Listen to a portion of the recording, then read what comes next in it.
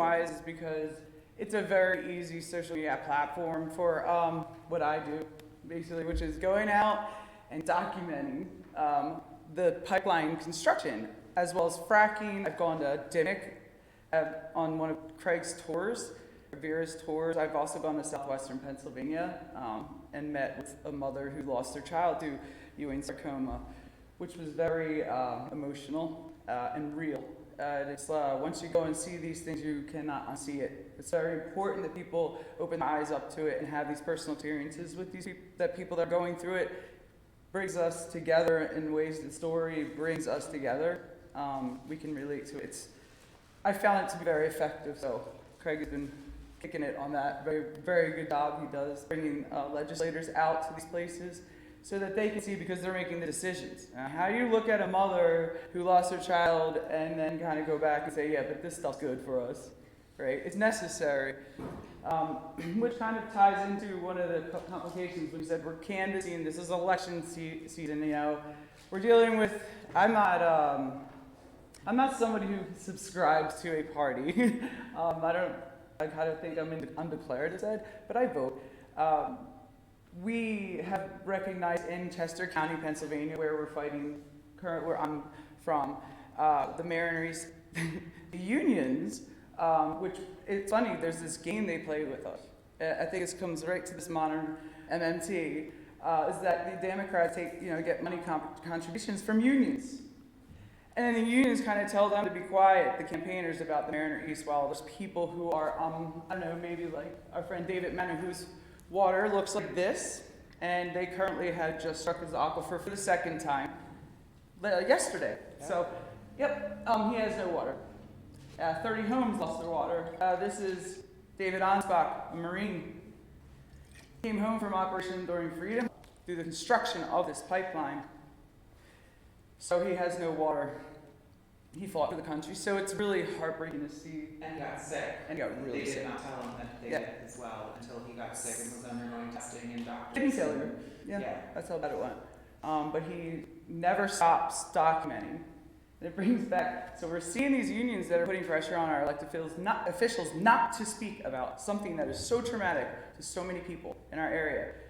And I asked why, like how many jobs are they really bringing to our area? It's not that many, actually. They actually have Texas, Louisiana, Wisconsin, places they bring in workers from out of state, and they use these unions as like the push. And I'm trying to figure out, like, this economic issue we have, it's not necessarily really learned a lot about how the money's available. And here we're sitting here, like, arguing about, no, we can't save people's lives, we can't care about the health and safety of our communities because we need jobs. Like, what jobs, though? We've sat there with papers and evidence to our officials, and still are just like, no, can't speak against it because the unions will lose them in our campaigns. It's frustrating as an activist because I'm looking at like people's lives being torn apart, and it's like they don't exist to them. I mean, how do you? They go out. We've taken them on tours. These same people who, and they're like, oh, this is terrible. But I don't know what to do as a person. The only thing I need to do is use myself as a resource. The things I have that would be considered a resource in a movement, which is my science, understanding field work, documenting. And you know what? As a scientist, I just know that once you have video evidence and you have a very well and meticulously put together timeline, when they lie to our officials saying, no, we didn't cause this, and the DEP stands behind them, because, I don't know, they don't even have any evidence. They have a scribble on the paper, rubber stamp. It's fine. They didn't contaminate this water. I go out and I help residents prove it. I mean, because once you have the evidence, it's really hard to, legally to argue. Even then, we see people who have to stand up against Goliath. We don't have money for lawyers, and it still becomes a frustration when you have a court in Pennsylvania where it's one judge who also worked for the industry is making rulings on our lives. So I always encourage people, look up to people who are running your state or running your county. Look at their background, look at the judge before you go in, and call out a conflict of interest before. Get your attorney to say something, at least it's on the record. Because we have to stop allowing them to control us. and keep us where they want us. And it's in division. They want us to be divided. They want us to be fighting. And money is a great... Money from Energy Transfer, calling them out about it. Yeah, it actually caused a lot of division. Yes. I felt bad about it at first because we're calling out people who took money, and then we have people like harassing us online. Like, our Republicans are like making names. I have a hashtag. It said hashtag lock PK up or something. I was like, wow, like children. These are adults who are like attacking people who are trying to help others. That's really weird. So the money thing really causes a lot of divisions. How dare you take down the Democrats? Aren't you a liberal? I'm like, no. I mean, I don't know what I am. I'm PK. But so when it comes down to what we do and why it's so important, standing up, I educate the community because I'm trying to give them the power back. The only thing I know how to do with the resources I have, like, you can't stop us. They put walls up where I go. It's funny, if there's nothing to hide, when I go and document and prove something, why are they putting walls up and tents? Like, why do you have to do that? There's something behind those walls, so we get a drone. Like, you're not stopping us. It's always outsmart them. There's so many resources in our community, and you don't have to be a person like me going out and documenting, but you can find a part of you. What have you done in all your life, and what could you contribute to your community to help this move along? We need nurses. We need like therapists. There's people in trauma that we need to really address a lot of topics, and we can only do that as a very strong, united community who's educated.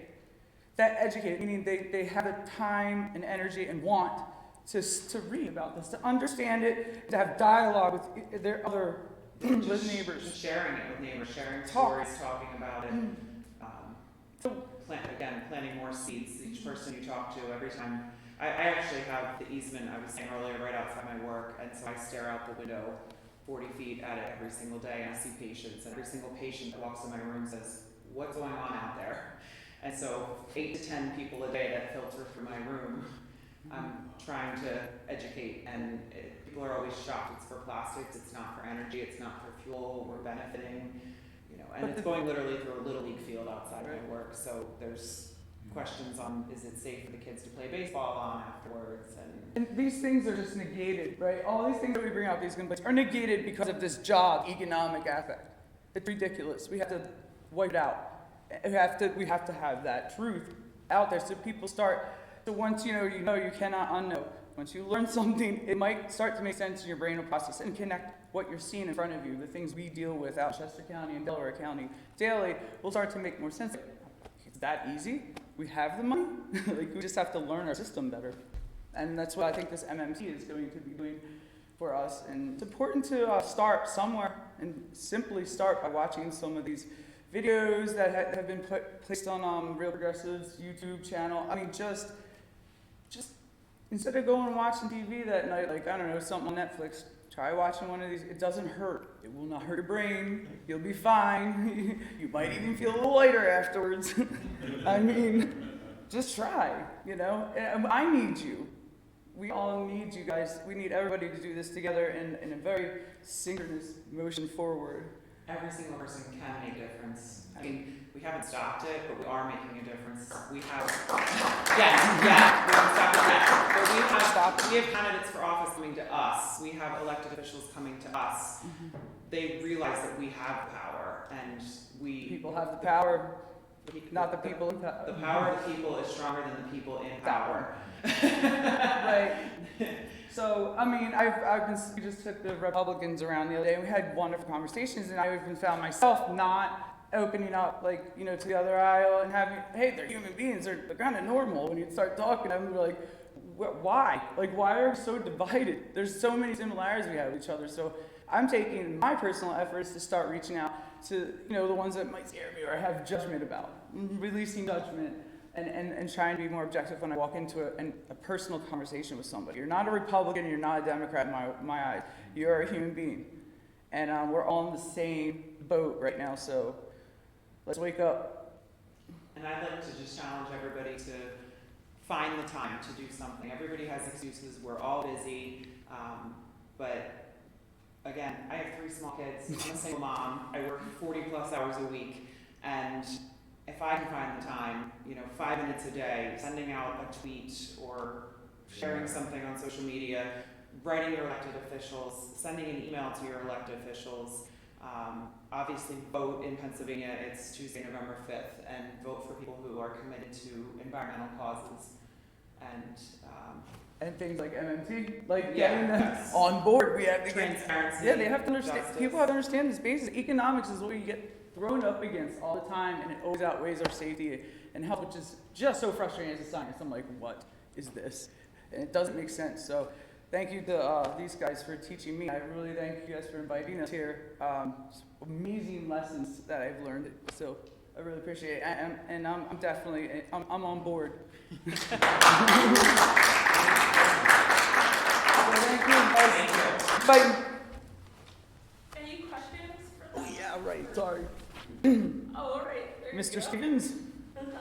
So let's hear about what kind of, first of all, if you guys had the same experience that we did, which is our own neighbors literally, not only don't they get it, they attack you, but then all of a sudden adding on the people that are doing the work and the companies themselves, even sicking our local law enforcement who are working off duty on us. If you run into the same thing, that's what we're going to do. I want to see what you guys are running into in your neighborhood. Actually, yeah, so we just had, our DA, there's, this pipeline actually has 3 criminal investigations open right now. One through the AG and Delaware County's DA, and one through our DA in Chester County. And civil as well. And civil, right?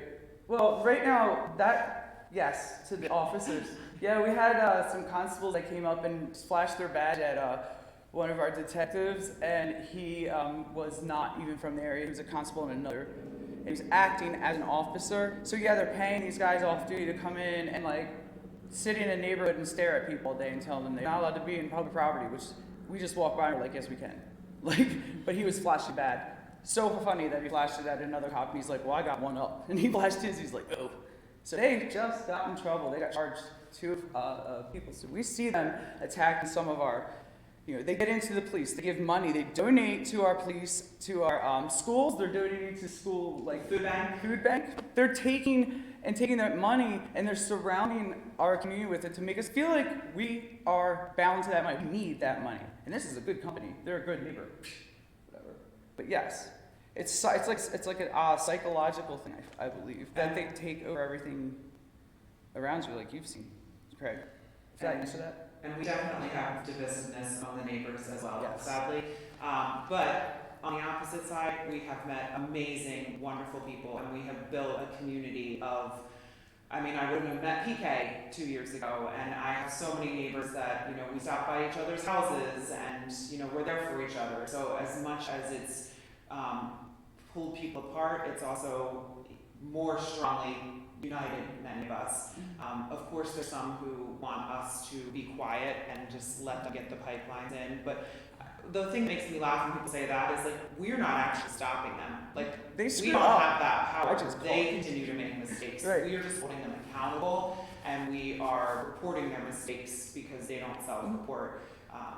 Well, that's the thing, we capture, that's what I was going Right, We right, capture but them, it's not and now our- it's like, actually you didn't do this, here's the evidence, like, so, yeah, we absolutely do that. The divisiveness thing is causing trauma in our communities. That's something we do have, but it's funny because this is 4 years in the running, this thing, people's yards have been tore up for a couple of years now, so like, they were originally like, they're fine, and now they're screwing up so bad, they did it to themselves, and those people who are fighting are now starting to see. When the DA started investigating a criminal, they're starting to be like, maybe you guys, you crazy people have something, you activists, you eco-terrorists, whatever. But, so. Would you say accidental activist? Accidental.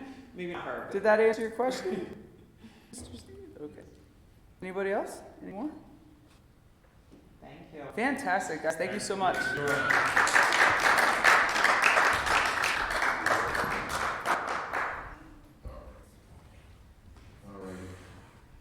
So speaking of Lieutenant Governor, Fetterman, I actually interviewed him on my show the night before the PA primary. This was interesting. He hates me because he told me about the tour. I was like, do you realize people call you Frackerman? He's not a fan. I ran into him at a demo event 2 weeks later, and I was like, "Hi, remember me?" And he goes, "Yeah, I know you are." And just walked away. And I was like, "Okay, good," because I had to practically bully him to pull the words out of him.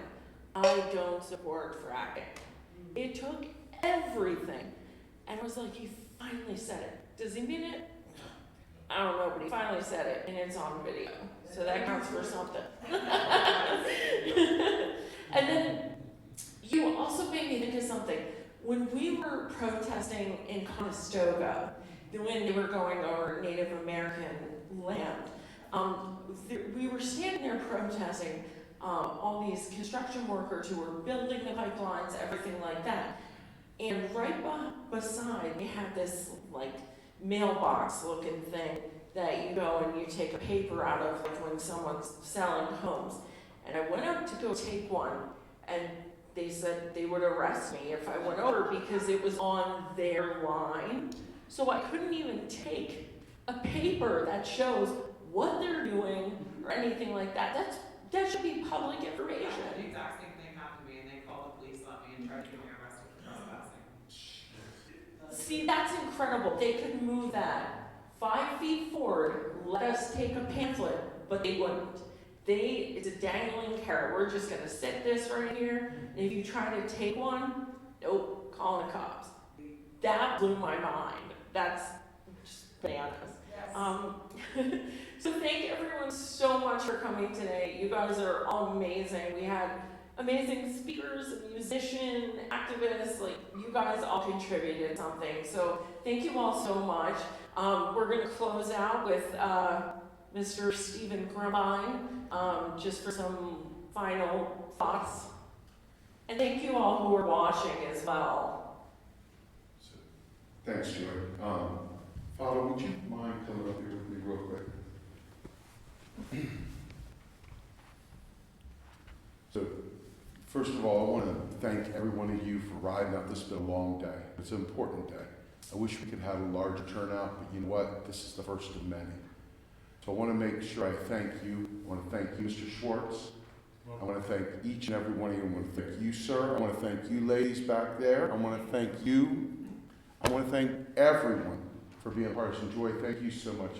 But I really want to thank you, Father. And I want to explain this in the most simple ways.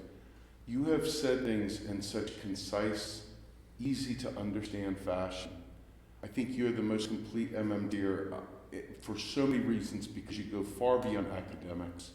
You go into the activist community. You bring people together even when you see them warring.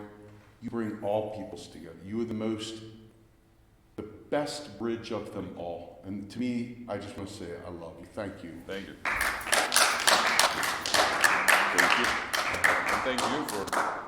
And thank you for doing all this great work, not just online, but also in person here, and bringing new friends to our community and wonderful activists. So this is a movement. That's so, right. Thank you. Thank you.